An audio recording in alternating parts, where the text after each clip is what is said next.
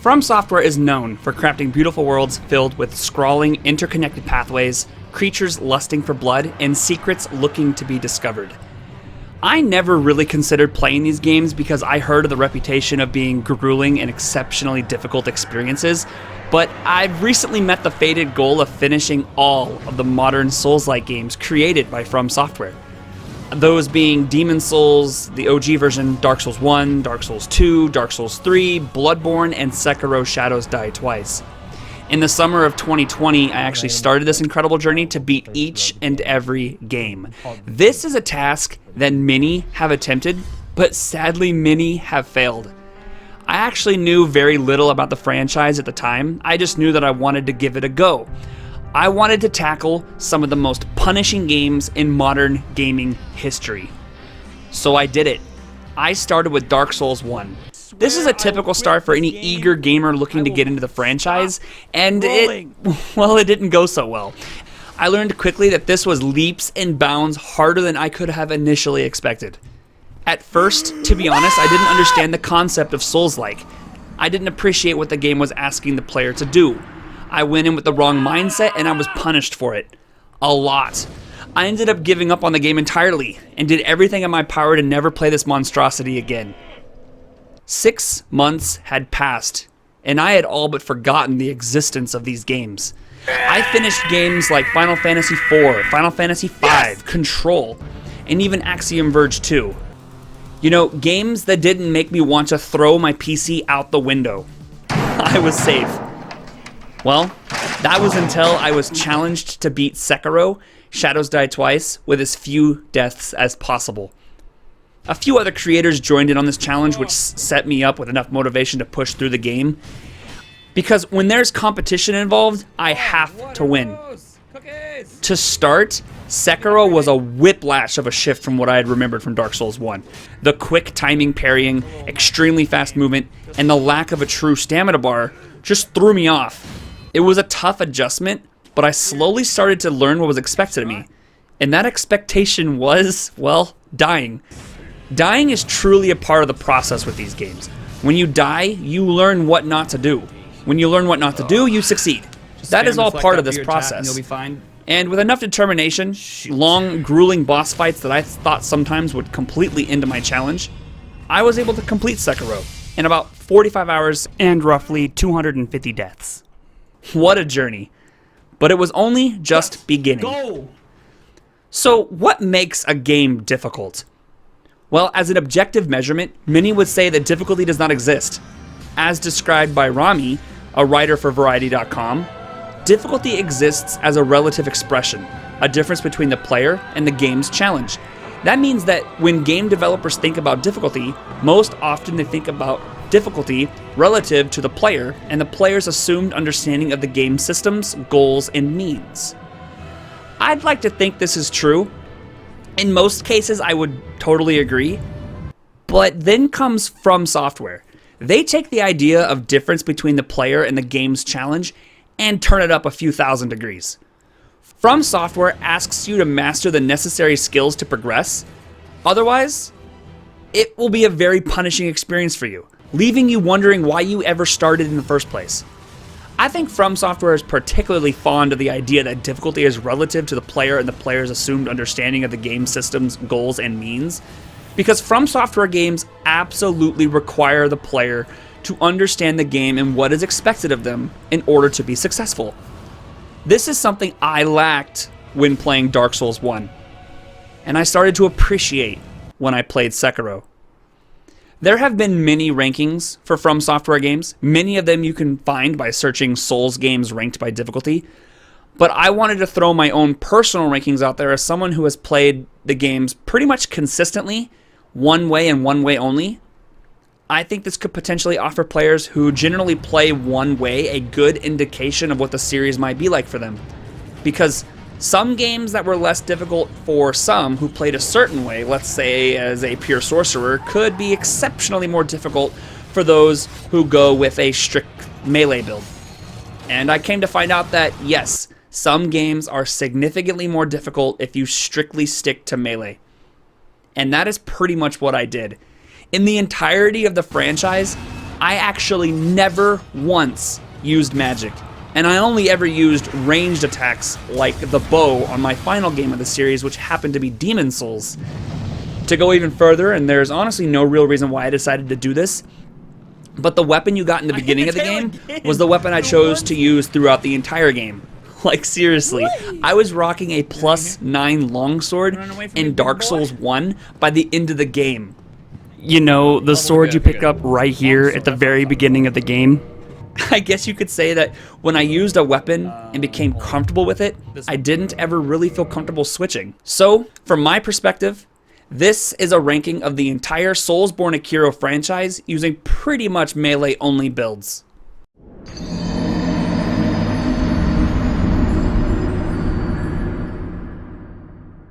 Coming in at number 6, I have Dark Souls 3. This was my second game after Sekiro, and I was pleasantly surprised that the speed of the game was actually not much different than Sekiro. You dodged quickly, regained stamina relatively fast, and bosses had, for the most part, very good dodge iframes. I really enjoyed Dark Souls 3. I never really reached a point in the game where I felt like I couldn't progress. I felt the game was pretty linear, maybe one of the most linear games in the franchise, especially compared to games like Demon Souls and Dark Souls 1. There were a few bosses that gave me a bit of trouble, and I'm sure many would agree with this, but the one, I guess you could say, roadblock was when I faced Pontiff for the first time. This boss is insanely fast, has a plethora of movesets, and just absolutely punishes you if you aren't paying attention. I'd say most bosses I defeated within a few attempts. This boss took me a good 15 to 20 attempts.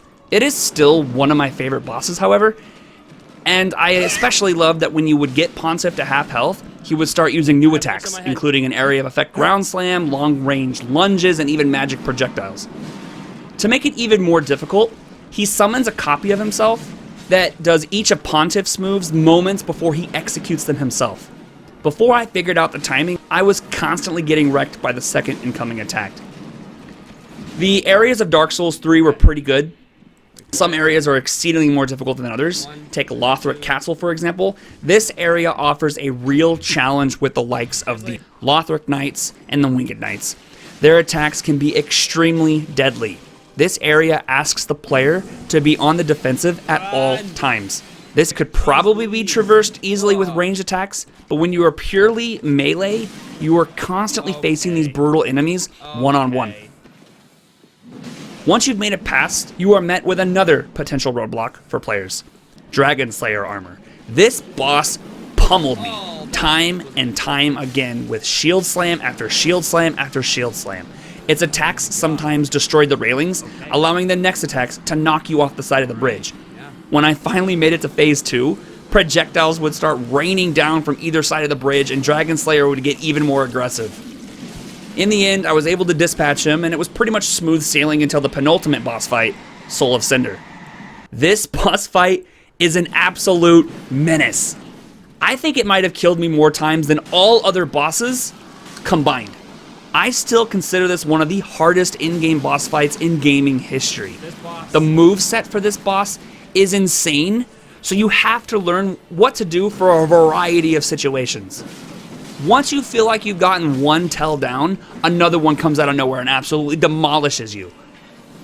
And then, once you've taken him down, players are pleasantly surprised with the second phase. Thankfully, this phase is actually much easier than the first. The major lunge attack he tends to do opens up really good opportunities to get some good strikes in. So once you've reached this phase, which took me a good amount of attempts, I was able to defeat him and complete my second game, and in my opinion, the least hardest game in the franchise.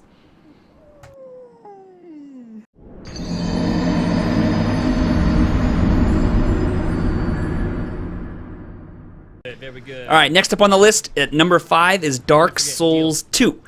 This was the third game I started after Dark Souls 3. DS2 has one of the most interesting, sprawling worlds in the franchise. Not to mention an incredible lineup of bosses sprinkled throughout. Like, they really packed this game full of bosses. I would imagine making a tier list for this game would be a massive undertaking. Personally, I think what keeps this game lower on the list was that fast travel was available from the very beginning. This made traversing this large map less of an issue. Reaching the bonfires, however, was the greatest challenge of this game. In my opinion, FromSoft definitely switched up the formula on you in regards to the balance between area difficulty and boss difficulty. For the most part, the bosses were manageable, but the grueling areas just to reach them made the boss fights exceptionally nerve-wracking. Iron Keep is one such area that comes to mind. This area was filled with extremely powerful enemies, traps that would send you to your doom, and the worst hallway in existence. Yeah, this one. Pure madness. This is a prime example of punishing and tedious areas leading up to a somewhat underwhelming boss. But despite all of that, it was just my luck that I died on my first attempt at the final boss of this area, so I had to do the most difficult part of the area again. No! Not to mention, the invaders in this area can ruin any major progress one might make. They seem to pop up out of nowhere, looking to end your life and your sanity. Another area that I know people have talked about for years as one of the most difficult areas in the franchise is the Black Gulch.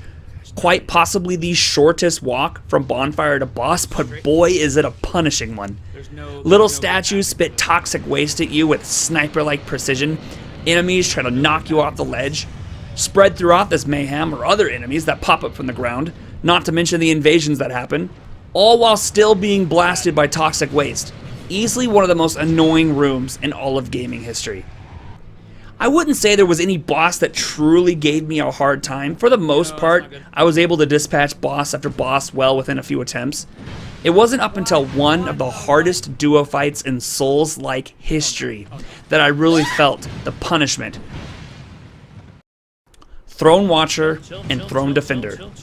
These two easily took me more attempts than most bosses in the game combined. This, in my mind, was the penultimate boss fight of this game. Devastating piercing attacks, combos for days. Just when you thought you had some good distance between the two, one would come out of nowhere and completely wreck your world. They complemented each other well with their movesets. After numerous grueling hours of attempts, I finally defeated the first of the two bosses. But you thought that was the end of it. Nope! I could not believe what happened next. The second boss healed the boss I had just spent hours trying to kill, effectively resetting the entire fight. I was flabbergasted. I was defeated. I had to completely switch up my strategies for this fight, ensuring that both bosses were receiving equal forms of damage to ensure that when the first one went down, I could kill the second one quickly before it healed the other boss. The final boss of this game, after Throne Watcher and Defender, wasn't all that bad, and it was located directly after the painful suffering that was the devilish duo from before. By comparison, it felt like an absolute cakewalk, ending off the third game on my journey and the fifth hardest game in the franchise.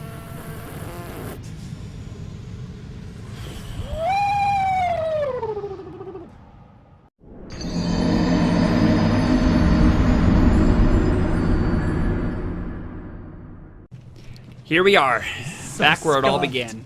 Remember how this video started off? This was my first experience with the Souls-like genre, and my first devastating realization of what this genre entailed. I already had 3 games under my belt moving into this game, and I was ready to take on the game that almost ended my run over a half a year ago. I put this game in the middle of the pack at number 4 spot, but honestly, when I reflect on it, it could be even higher. There were some spots of this game that absolutely demolished me. I think when people consider the difficulty of Dark Souls 1, a lot of the time specific areas come to mind. Blighttown is a great example. Personally, if we take my first traversal of this area on my initial playthrough, I had a lot of trouble with this area. Even on my second playthrough, it took a good amount of time to reach Quelaag, the final boss of the area. I will say though, having a bit of experience leading up to this game helped tremendously. However, one important factor which ranks this game higher for me was the sluggish dodging, and slow movement. Definitely a drastic difference from games like Sekiro and Dark Souls 3. It took me a bit to adjust to that, but I guess after a while it wasn't much of an issue. Dark Souls 1 had some pretty cool areas, and how they interconnected and could be done in different orders made for a replayable experience. I would say the areas in the game aren't nearly as difficult as Dark Souls 2, but the bosses are certainly harder.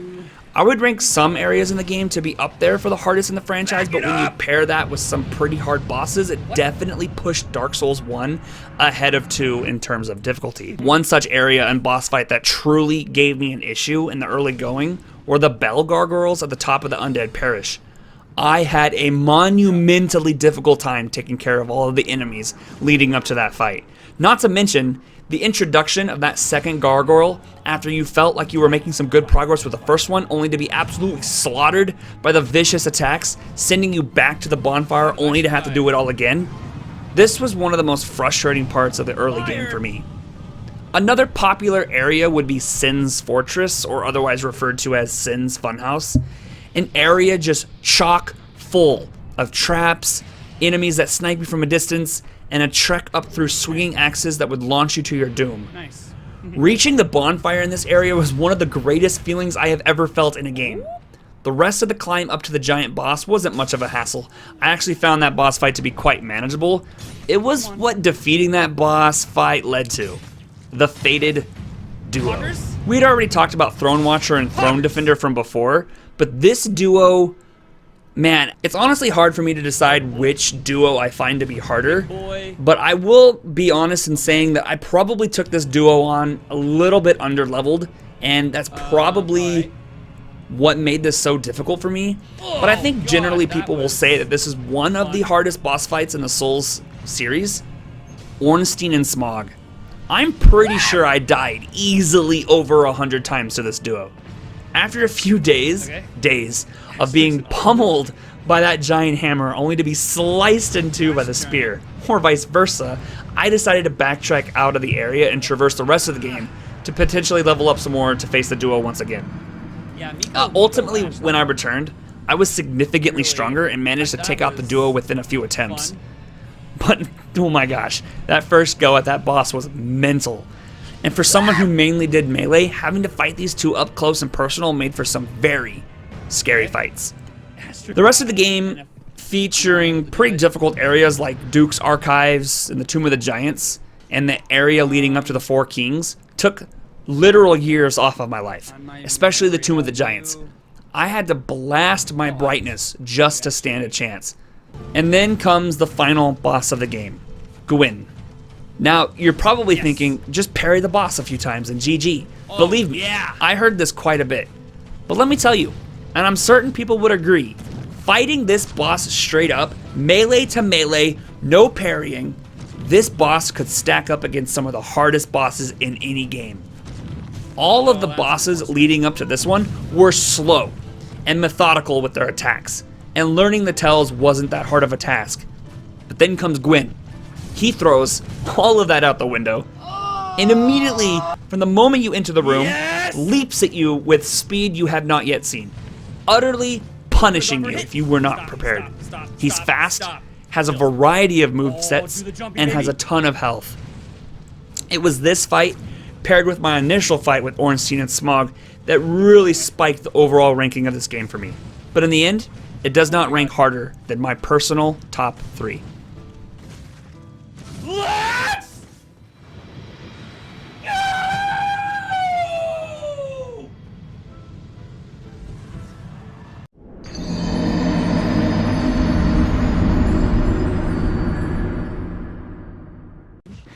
Coming in at the third hardest game in the Soulsbornekiro franchise, we have Bloodborne. In my opinion, Bloodborne definitely has one of the most interesting worlds in the entire series. It has this very dark and gothic feel that made for a very refreshing take on the Souls-like franchise, especially from the previous games I had been playing. Immediately, the first thing that comes to mind when I think about Bloodborne is the dogs. Honestly, if it weren't for the dogs in Dark Souls 1 and Demon Souls, I would consider the dogs in this game to be some of the most tedious creatures in the franchise. This game features a severely cruel combination of demanding areas and unyielding boss fights, paired with checkpoints that seemed miles apart, which made for a tremendously difficult experience. Areas like the late game Nightmare of Mensis, where even just being near danger will suck your health faster than you can blink. Frenzy in that area was, well, a nightmare. This area wiped the floor with me on multiple occasions. This game also featured two of the most annoying bosses in the entire franchise. And let's start with everyone's favorite, Rom. The spider boss itself wasn't the issue. It was the spiders that surrounded Rom, which were an entirely different story. They were so annoyingly difficult to kill, and you had to hit them just right or they wouldn't take very much damage. And if you got greedy, they would one-shot you by jumping on you. So if you weren't careful, one mistake meant immediate death, only to have to redo the entire fight and face those darn spiders again. I think if the area leading up to the boss was harder, it would probably have ended the game for me. Thankfully it wasn't too far of a run back, but man did this boss give me some trouble. Not to mention, it is one of the few games in the franchise that lack a bona fide refillable Aestus flask. You actually have to farm or buy your healing potions, which makes the game even more tedious and difficult because you are constantly paying attention to your items. This actually became a major issue when I reached the end game. I was constantly running out of healing items. I ended up farming for a good while to last me to the end of the game. Wet Nurse ended up being the final boss for me, and she was definitely one of the easier bosses of the game. A boss that wasn't so easy was the previous boss that made me just want to pull my hair out, and that's Mycolash. Surprisingly enough, this boss is ranked quite low in difficulty across a few lists that I've looked at, so I don't know why it gave me so much trouble, but every single death meant having to chase this guy around and around until you got him to where you wanted, only to get blasted with one of the cheapest shots in all of Soulsbornekiro games. I swear, this magic projectile attack murdered me at every chance it got. Defeating this boss was a rush. I never felt more powerful. This game, to me, held on to the number 2 spot for quite some time, but that was until I played.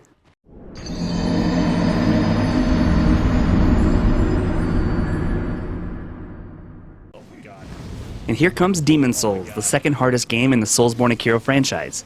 Now you may be thinking to yourself, I've seen many lists that rank Demon Souls pretty low in difficulty. Why is it so high on yours? Well, one thing to remember is that I face these games with primarily melee builds, and I've been told that using magic in this game drops the difficulty by a very wide margin, but believe me, going full-on melee with this game is just a punishing experience. So punishing, in fact, that I had to experiment with other forms of damage to progress in the game. I actually used a bow for the very first time, and it was definitely helpful, but not so much for the bosses. In general, the bosses weren't too difficult, but the runbacks to some of these bosses were absolutely some of the most tedious in the entire franchise. Take Flame Lurker, for example, which by himself is probably the hardest boss in the game, but at the same time had an annoyingly long runback. Easily hours of your life could be shed by trekking back to your doom over and over and over again. I actually left this boss after only a few attempts because I knew I would have a better shot at it later, and I definitely did. I was able to one-shot it on my return with significantly more experience. Demon Souls from the get-go was an excruciatingly painful experience. The first area alone took me hours just to reach the first checkpoint. I reflected back on all the deaths and failures I had leading up to the first checkpoint, and I was like, wow, multiple hours just to get a few hundred meters. And it didn't end there. Demon Souls features some of the most wickedly difficult areas that seek to destroy your confidence at every turn. One such area that just gives me terrible flashbacks is the Shrine of Storms. The rolling skeletons are easily my least favorite enemy of any game ever.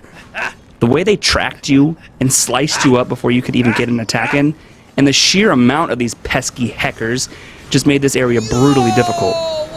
After you finally get past these awful enemies, you are met with one of the most difficult sections in the entire game. More of the rolling skeletons, archers with heat sink arrows, and mana rays that absolutely snipe you from a distance. These mana rays were brutal. If you felt like you hadn't been shot in a while, it was already too late. Once you've dispatched all of the enemies on the cliff, you were impaled by a giant spear. That wasn't even the worst part of this section. After all of that pure nonsense, you were met with a deep descent into madness with ghosts that torch your health with lasers that beam across the room. If you manage to make it through all of that, good luck with the boss of the area.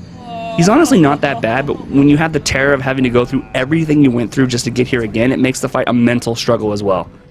Thankfully, I was lucky enough. No, I wasn't lucky at all. I died. I very much died. And I had to do this whole area again from the start. Another few hours of being sliced to death by the tremendously annoying roly-poly skellies and being impaled by manta rays from the sky. This area of the game certainly caused me physical and mental pain beyond description.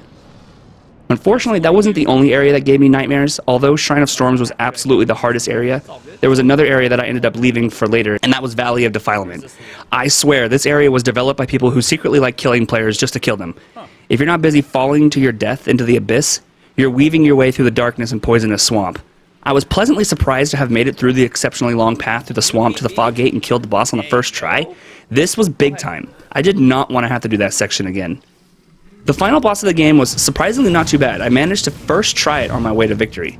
I was told later on that the boss had some wicked attacks that could actually drain you of your levels, and I'm very glad I didn't have to go through that. And then you have this end boss here, which I guess I'm kind of confused if it's really a boss or...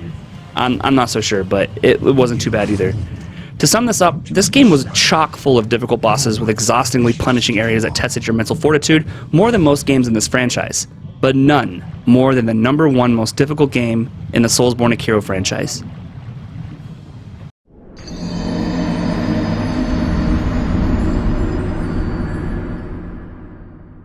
We've made it. First off, I just want to say thank you for those of you who have made it this far. If you could do me a favor and like the video, and if you want to see more videos like this, subscribe and comment on what video you would like me to do next. So, Sekiro.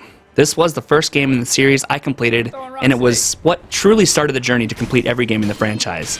Sekiro is a game that capitalizes on that early notion of understanding what the game expects from you. If you don't learn what Sekiro wants from you mechanically, you will be punished for it. From a purely melee perspective, which is honestly the only way to play this game, this is hands down the hardest game in the entire franchise, and that is by a large margin in my opinion.